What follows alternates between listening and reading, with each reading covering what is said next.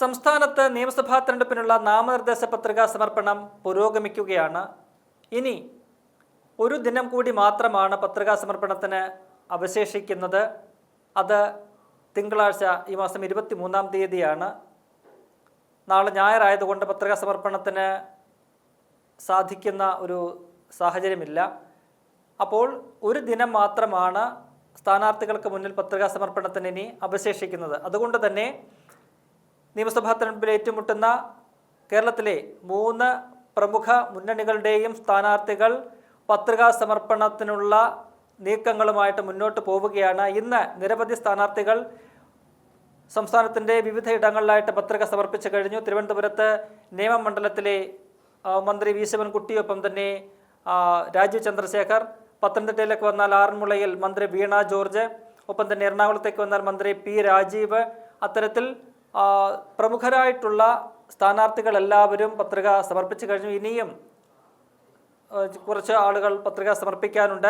അവരൊക്കെ തന്നെ തിങ്കളാഴ്ചയോടുകൂടി പത്രികാ സമർപ്പണം പൂർത്തിയാക്കും. ഇത്തവണ ശ്രദ്ധേയമായൊരു പോരാട്ടം നടക്കുന്ന പാലക്കാട് നിയമസഭാ മണ്ഡലത്തിലെ UDF സ്ഥാനാർത്ഥി രമേശ് പിഷാരടിയും ഇന്ന് പത്രിക സമർപ്പിച്ചു. MP-മാരായിട്ടുള്ള ഷാഫി പറമ്പിൽ, VK ശ്രീകണ്ഠൻ എന്നിവരുടെ സാന്നിധ്യത്തിലാണ് പിഷാരടി പത്രിക സമർപ്പിച്ചത്. നമുക്കറിയാം, 2011 മുതലുള്ള ഒരു ചരിത്രം പരിശോധിക്കുകയാണെങ്കിൽ പാലക്കാട് നിയമസഭാ മണ്ഡലം UDFൻ്റെ ഒരു ഉറച്ച കോട്ടയാണ്. 2011 ആദ്യമായിട്ട് പോരാട്ടത്തിനെത്തിയ ഷാഫി പറമ്പിൽ അന്ന് സിറ്റിംഗ് MLA ആയിരുന്ന KK ദിവാകരനെ മലർത്തിയടിച്ചുകൊണ്ടാണ് ജയത്രയാത്ര തുടങ്ങുന്നത്. പിന്നീട് 16-ലും 21-ലും ഷാഫി വിജയം ആവർത്തിച്ച് ഹാട്രിക് പൂർത്തിയാക്കി. ഷാഫി 2024-ൽ ലോക്സഭയിലേക്ക് മത്സരിച്ച് വിജയിച്ചതോടെ ഉപതെരഞ്ഞെടുപ്പ് വന്നു. അവിടെ രാഹുൽ മാങ്കൂട്ടത്തിൽ മത്സരിച്ച് റെക്കോർഡ് ഭൂരിപക്ഷത്തിന് ആ മണ്ഡലം നിലനിർത്തി. ഇപ്പോൾ പൊതു തെരഞ്ഞെടുപ്പ് വരുമ്പോൾ സിറ്റിംഗ് MLA ആയ രാഹുൽ മാങ്കൂട്ടത്തിന് അവിടെ സീറ്റ് നിഷേധിക്കപ്പെട്ടു. തുടർന്നാണ് രമേശ് പിഷാരടിയെ പോലെ ഒരു സ്ഥാനാർത്ഥിയെ അവിടെ കോൺഗ്രസ് രംഗത്തിറക്കുന്നത്. അദ്ദേഹം ഏറെക്കാലമായിട്ട് കോൺഗ്രസ് കേന്ദ്രത്തിലും സംസ്ഥാനത്തും അധികാരത്തിലില്ലാതെ പ്രതിപക്ഷത്തിരിക്കുന്ന ഘട്ടത്തിലാണ് അദ്ദേഹം താനൊരു കോൺഗ്രസ്സുകാരനാണ്, എന്നും കോൺഗ്രസിനൊപ്പം ചേർന്ന് നിൽക്കുമെന്ന് പറഞ്ഞുകൊണ്ട് കോൺഗ്രസിന് വേണ്ടിയിട്ട് സൈബർ ഇടങ്ങളിലും പൊതുവിടങ്ങളിലും ഒക്കെ തന്നെ ശബ്ദമുയർത്തി മുന്നോട്ട് വന്ന ഒരു വ്യക്തിയാണ് രമേശ് പിഷാരടി. കോൺഗ്രസിനോടുള്ള തന്റെ ആഭിമുഖ്യം തുറന്ന് പറയാൻ ധൈര്യം കാണിച്ചിട്ടുള്ള ഒരു നേതാവാണ്. സിനിമാ മേഖലയിലെയും സാംസ്കാരിക മേഖലയിലെയും നായകരൊക്കെ തന്നെ ഇടതുപക്ഷത്തോടുള്ള ആഭിമുഖ്യം എപ്പോഴും തുറന്നു പറയുമെങ്കിലും കോൺഗ്രസിനോടുള്ള ആഭിമുഖ്യമുള്ളവർ അങ്ങനെ അത് പ്രകടമാക്കാറില്ല. എന്നാൽ അതിൽ നിന്ന് വിഭിന്നമായിട്ട് താനൊരു കോൺഗ്രസ്സുകാരനാണ്, അടിയുറച്ച കോൺഗ്രസ് ആണ് എന്ന് നെഞ്ചുവിരിച്ചു നിന്ന് പറയുന്ന ഒരു വ്യക്തിയാണ് രമേശ് പിഷാരടി. അങ്ങനെ നോക്കുമ്പോൾ കോൺഗ്രസിന് ഒരു പക്ഷേ പാലക്കാട് രംഗത്തിറക്കാൻ കഴിയുന്ന ഏറ്റവും മികച്ച അനുയോജ്യനായിട്ടുള്ള ഒരു സ്ഥാനാർത്ഥി കൂടിയാണ് പിഷാരടി.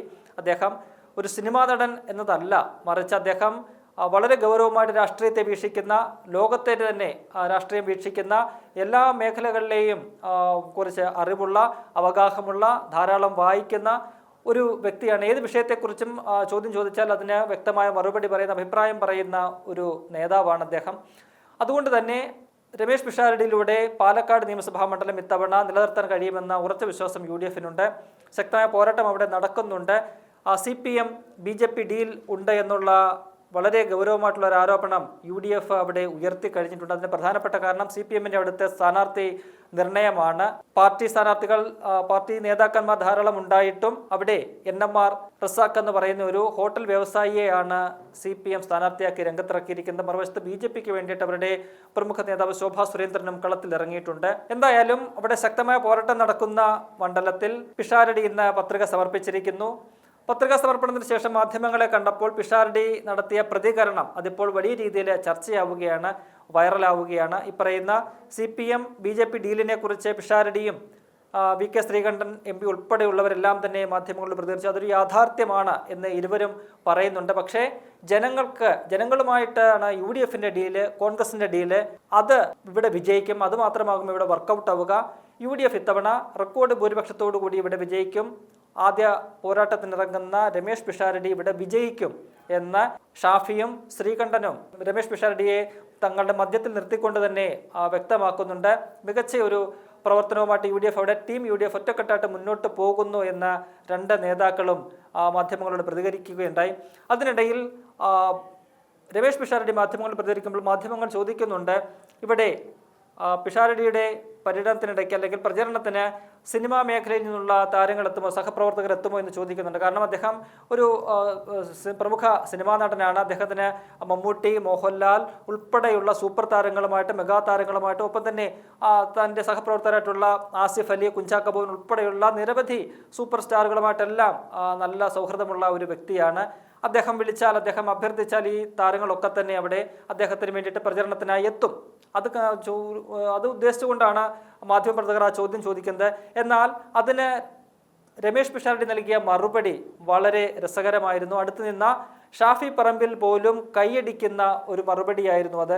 അദ്ദേഹം പറഞ്ഞത് ഇപ്രകാരമാണ്: താൻ വിളിച്ചു കഴിഞ്ഞാൽ, അഭ്യർത്ഥിച്ചു കഴിഞ്ഞാൽ നിരവധി സിനിമാ താരങ്ങൾ തനിക്ക് വേണ്ടി ഇവിടെ എത്തും.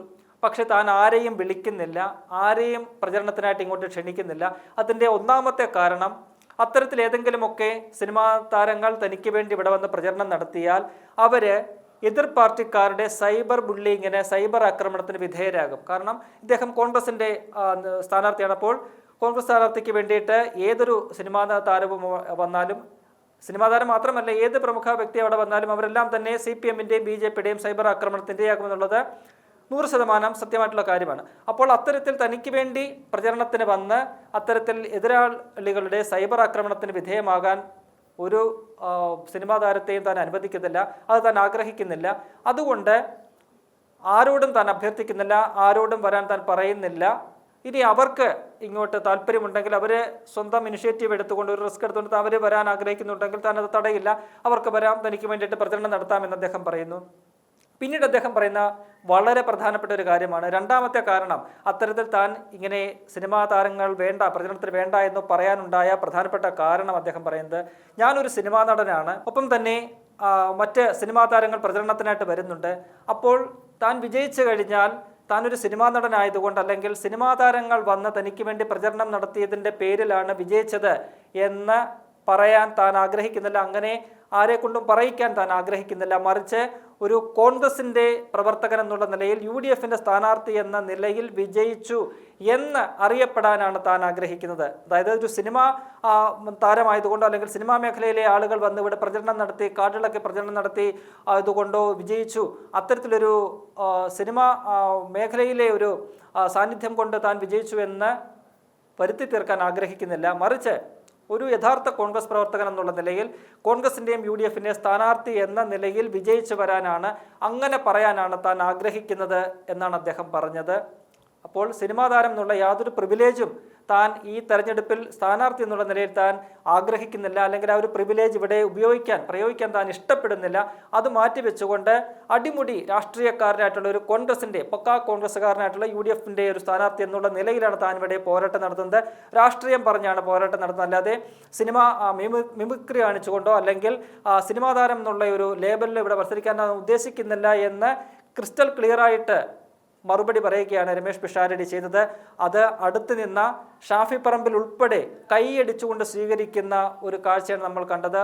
നിരവധി പ്രവർത്തകർ ഉൾപ്പെടെ ഇവരുടെ പുറകിൽ നിൽപ്പോട്ട് അവരൊക്കെ തന്നെ ആവേശത്തോടു കൂടി രമേശ് പിഷാരടിക്ക് കീജെ വിളിച്ചുകൊണ്ട് കൈയടിച്ച് അതിനെ പ്രോത്സാഹിപ്പിക്കുന്ന ഒരു സമീപനമാണ്, ഒരു പ്രതികരണമാണ് നമ്മൾ കണ്ടത്. അതായത് അടിമുടി ടീം മാനായിട്ടുള്ള അല്ലെങ്കിൽ ഒരു പാർട്ടി മാനായിട്ടുള്ള ഒരു വ്യക്തിയെയാണ് അതിനകത്ത് രമേശ് പിഷാരടിയിൽ നമുക്ക് ആ ഒരു പ്രതികരണത്തിലൂടെ കാണാൻ കഴിഞ്ഞത്.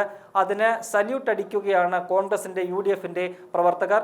ഷാഫിയുടെ കയ്യടിയിൽ നമുക്ക് അതാണ് കാണാൻ കഴിയുന്നത്. ഒരു സിനിമാ നടൻ എന്നുള്ള യാതൊരു പ്രിവിലേജും തനിക്ക് വേണ്ട, മറിച്ച് ഒരു കോൺഗ്രസിൻ്റെ സ്ഥാനാർത്ഥി എന്നുള്ള നിലയിൽ ഇവിടെ നിന്നും മത്സരിച്ച് വിജയിച്ച് നിയമസഭയിലേക്ക് പോവുക എന്നതാണ് തൻ്റെ ആഗ്രഹം, അതാണ് വേണ്ടതെന്ന് പറയുന്നു. ഒപ്പം തന്നെ തൻ്റെ വലതുവശത്ത് ഷാഫി പറമ്പിൽ MP, ഇടതുവശത്ത് VK ശ്രീകണ്ഠൻ MP, അങ്ങനെ 2 MP-മാരുടെ നടുവിൽ നിന്നുകൊണ്ടാണ് താൻ ഈ സംസാരിക്കുന്നത്. 2 MP-മാരുടെയും നടുവിൽ നിന്നുകൊണ്ടാണ് താൻ പത്രിക സമർപ്പിച്ചത്. അതിനുള്ള ഭാഗ്യം ഒരുപക്ഷെ കേരളത്തിൽ ഈ 140 മണ്ഡലങ്ങളിലെ സ്ഥാനാർത്ഥികളെ വെച്ച് നോക്കുമ്പോൾ തനിക്ക് മാത്രമാകും ലഭിച്ചത്. ഇത്തരത്തിൽ മികച്ച 2 MP-മാരുടെ, ശക്തരായിട്ടുള്ള 2 MP-മാരുടെ മധ്യത്തിൽ നിന്നുകൊണ്ട് സ്ഥാനാർത്ഥിത്വം അല്ലെങ്കിൽ നാമനിർദ്ദേശ പത്രിക കൊടുക്കാൻ കഴിഞ്ഞത് വലിയ ഭാഗ്യമായിട്ട് താൻ കാണുന്നു എന്ന് രമേശ് പിഷാരടി പറയുന്നു. അപ്പോൾ അതിന് ഷാഫി മറുപടിയായിട്ട് കൊടുക്കുന്നത്, മെയ് 4-ന് തങ്ങളുടെ മെയ് 4-ന് ഈ ഫലപ്രഖ്യാപനം വരുമ്പോൾ തങ്ങളുടെ മധ്യത്തിൽ ഈ പൊതുപോലെ പാലക്കാട് MLA ആയിട്ട് പിഷാരടി ഉണ്ടാകും, രമേശ് പിഷാരടി ഉണ്ടാകുമെന്ന ഉറപ്പ് അവിടുത്തെ ജനങ്ങൾക്ക്, UDF-ൻ്റെ അണികൾക്ക് കൊടുത്തുകൊണ്ടാണ് ഷാഫി പറമ്പിൽ മറുപടി പറഞ്ഞ് മടങ്ങിയത്.